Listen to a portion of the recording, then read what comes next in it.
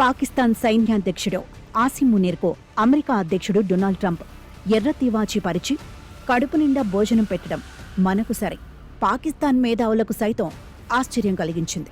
ఈ భేటీ కోసమే ట్రంప్ తన G7 పర్యటనను హడావిడిగా ముగించుకుని శ్వేత సౌధానికి పరుగులు తీశారు.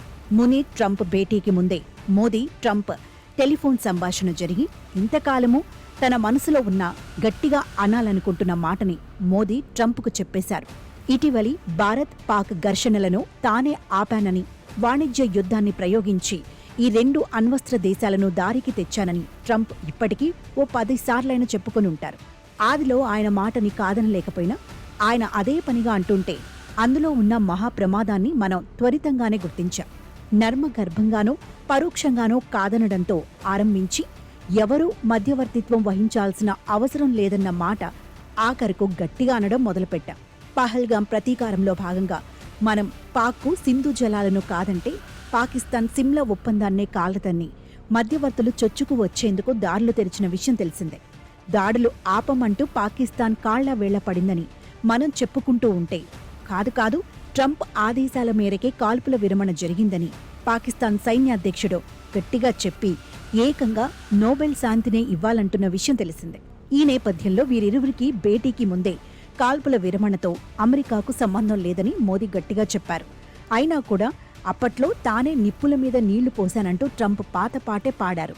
అంతేకాదు పాక్ సేనానిని భారత్ ప్రధానిని సమన్ చేస్తూ ఇద్దరూ గొప్పవారేనని కీర్తిస్తూ 2 దేశాలను ఒకే ఘాటున కట్టేయడం మరో విషాదం. నరేంద్ర మోదీ ఆప్తమిత్రుడైన అమెరికా అధ్యక్షుడు పాకిస్తాన్ సర్వ సైన్యాధ్యక్షుణ్ణి భోజనానికి పిలవడం మీద విపక్ష కాంగ్రెస్ విరుచుకుపడుతోంది. తన వ్యాఖ్యలతో పహల్గాం ఉగ్రదాడిని ప్రోత్సహించటమే కాక అనంతరం ఆ దాడికి సంబంధించి అభ్యంతరకరమైన వ్యాఖ్యలు చేసిన వ్యక్తిని శ్వేత సౌధానికి పిలిచి గౌరవించటం మన దౌత్య విధానం వైఫల్యమని కాంగ్రెస్ అంటోంది. కశ్మీర్లో తృతీయ పక్షం జోక్యాన్ని అనుమతించబోమని ట్రంప్కు మోదీ గట్టిగా చెప్పారన్న విదేశాంగ శాఖ వివరణను కూడా కాంగ్రెస్ తీసిపారేస్తోంది.